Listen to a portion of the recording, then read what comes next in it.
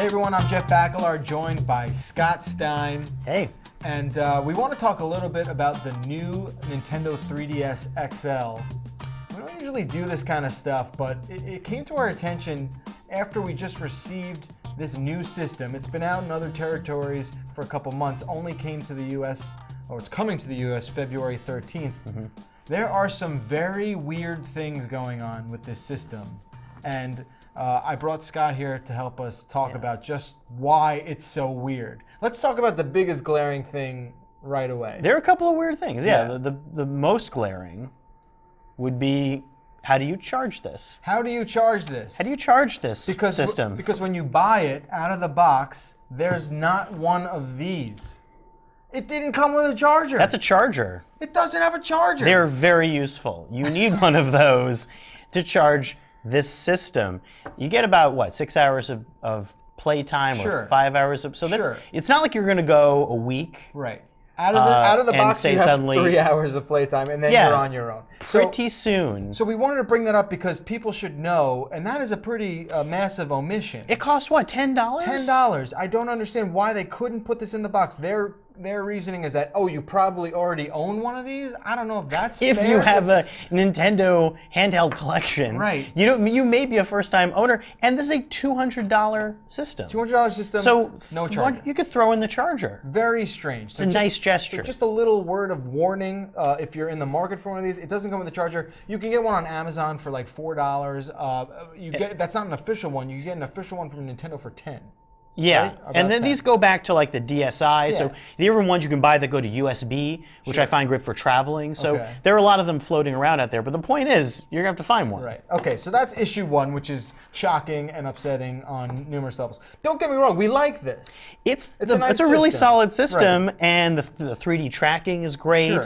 I like the feel of the buttons. And you read that in the full review, and you can find out the details of what we do like. This video is more of like, what? Head scratching? What do you mean? Well, okay, so this is the 3DS XL, the original, right here. And if you look on the side, there's a nice little SD card slot. Super easy to open up and save all your games on that. You can download games to it. Great. There is not an SD card slot on the new Nintendo 3DS XL. There's only a micro SD card, and that micro SD card slot is only accessible by unscrewing the back of this thing.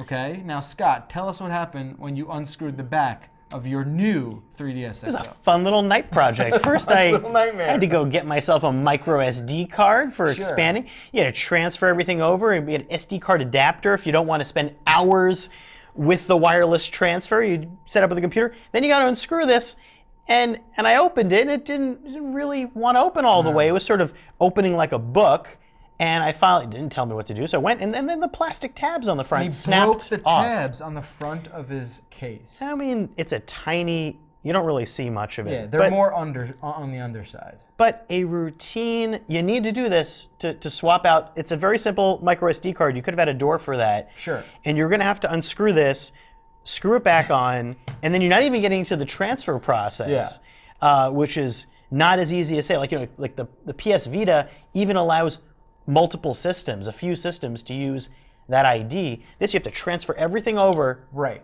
To the new system. So there is a trick, and I'll try and explain this really quick. So what we're complaining about is the fact that the old format was an SD card, the new format is a micro SD card. To get all of your transferred stuff from one to the other, if this is something you want to do, there's a way to transfer all of your regular sized SD card stuff to your computer.